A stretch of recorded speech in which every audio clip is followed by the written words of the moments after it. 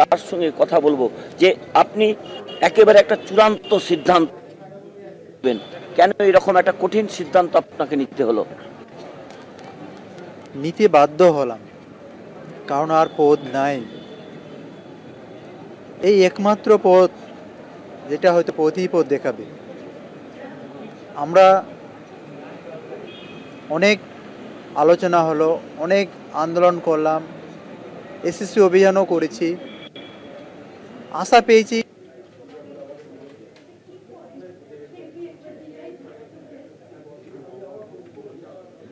যে চারজন শিক্ষক যারা আমরণ অনশনে বসেছেন তাদের মধ্যেই একজনের কথা আমরা শুনছিলাম।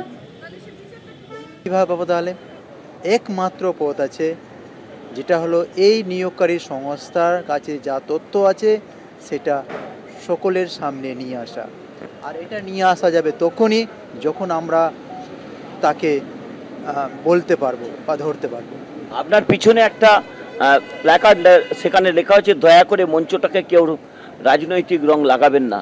কিছুক্ষণ আগে আপনাদের সঙ্গে এখানে মঞ্চে উপস্থিত ছিলেন অভিজিৎ গাঙ্গুলি, উপস্থিত ছিলেন রুদ্রনীল ঘোষ, উপস্থিত ছিলেন ইন্দ্রনীল খান, উপস্থিত ছিলেন রূপা গাঙ্গুলি। এই অভিজিৎ গঙ্গোপাধ্যায় প্রথম অর্ডার দিয়েছিলেন আপনাদের চাকরি বাতিলের, তিনি আজকে আপনাদের মঞ্চে বসলেন, কিভাবে দেখছেন? না, সত্যি তিনি তার যখন তিনি জাজে ছিলেন অর্থাৎ বিচারপতি যখন ছিলেন, সেই রায়ে শুধুমাত্র অযোগ্যদেরকেই বের করেছিলেন। যোগ্যরা কিন্তু সেখানে সসম্মানেই ছিলেন। তিনি সেটা করেছিলেন এবং তার শুধু উনি নন, তারপরও ডিভিশন বেঞ্চেও সেই রায় বহাল থেকেছে। পরবর্তীতে সুপ্রিম কোর্ট গেছে, তারপরে সুপ্রিম কোর্ট থেকে যখন হাইকোর্টে আসে, হাইকোর্ট তারপরে রায়টাকে মানে এই প্যানেলটাকে বাতিল করেছে, তারপরে আবার সুপ্রিম কোর্ট গেছে।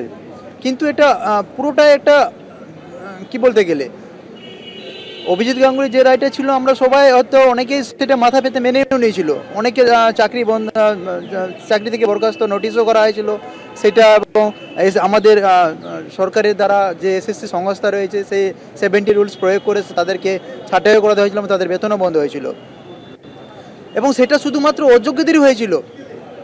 আমরা ভেবেছিলাম যে না, এবার যাই হোক অযোগ্যদের বের করে দিয়ে হয়তো সেই জায়গায় ওয়েটিং থেকে যারা আসবে তারা হয়তো নিজের সম্মানে হয়তো তারা যুক্ত হবে। কিন্তু পরবর্তীতে কি দেখলাম যে একটার পরে একটা রায় আমরা সকলকে মানে এক জায়গায় নিয়ে চলে আসলো।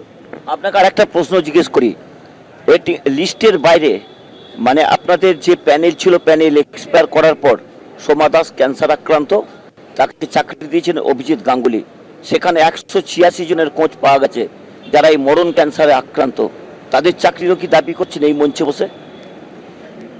না, সেটা তো আইনিগত দিক থেকে তিনি মানবিকতার দিক থেকে দিয়েছিলেন সোমা দাসের চাকরিটা, এবং সেটা এরপরে যখন জানতে পারছে যে না আরও অনেকেই আছে, সেটাও ভারতবর্ষের যে সর্বোচ্চ ন্যায়ালয় আছে তিনি সেটা দেখবেন।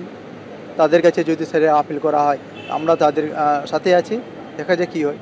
আপনার কাছে একটা শেষ প্রশ্ন, সুপ্রিম কোর্ট কি চাইলে আজকে যে মিরর ইমেজের কথা আপনারা বলছেন, সুপ্রিম কোর্ট কি এসএসসিকে বললে যে এই আপনার যোগ্য অযোগ্য লিস্ট এক্ষুনি প্রকাশ করুন, তাহলে কি এসএসসি করতে বাধ্য হতো না, আপনাদের এই পথে বসতে হতো? অবশ্যই, আপনি সত্যি এটা খুব সুন্দর প্রশ্ন করেছেন। যে প্রশ্ন আমরা অনেক দিন থেকেই হয়তো করে আসি, যে সুপ্রিম কোর্টের অনেক পাওয়ার আছে, অর্থাৎ তার ক্ষমতা অনেক উঁচু লেভেলে, তিনি চাইলে অনেক কিছুই করতে পারতেন। তিনি এই স্বশাসিত সংস্থাকে ডেকে নিয়ে বা তার হলফনামার মাধ্যমে অনেক কিছু করতে পারতেন, কিন্তু তিনি সেটা করেননি। সেটা আমাদের অতটা বলতে পারবো না আইনিগত দিক থেকে। কিন্তু কোথাও কি মনে হচ্ছে কিছুটা গন্ডগোল হয়েছে, কোনো রাজনীতির অনুপ্রবেশ ঘটেছে আপনাদের এই চাকরির ব্যাপারে? না, ভারতবর্ষের বিচার ব্যবস্থাকে আমরা সসম্মান করি, কিন্তু প্রশ্ন থেকেই যায়, কারণ আজ ডিজিটাল যুগে এই ধরনের একটা যাচাই করতে গিয়ে এটা আসবে না, সেটা মেনে নেওয়া সত্যি কঠিন। কারণ হচ্ছে যে সিবিআইয়ের ভিত্তিতে অর্থাৎ যে ইনভেস্টিগেশনের ভিত্তিতে বলছে যে এই প্যানেলে দুর্নীতি হয়েছে, এবং সেই সিবিআই যখন বলছে যে এই অযোগ্য রয়েছে এবং আর অন্যগুলো যারা রয়েছে অযোগ্য নাই, এবং তারা সেটা এবং স্পষ্ট আকারে সেখানটাই বলছে, তা সত্ত্বেও যে ভারতবর্ষের বিচার ব্যবস্থা এই রায় দিল, সেটা সত্যিই আমাদের কাছে প্রশ্নবাচক থেকেই যাচ্ছে। এসএসসির কাছে আপনারা ডিমান্ড করছেন মিরর ইমেজের কথা, সেই একই ইমেজ কিন্তু আছে কেন্দ্রীয় এজেন্সি সিবিআইয়ের কাছে। আপনাদের কি দাবি থাকবে দু জায়গা থেকেই সেই তথ্য প্রকাশ হোক?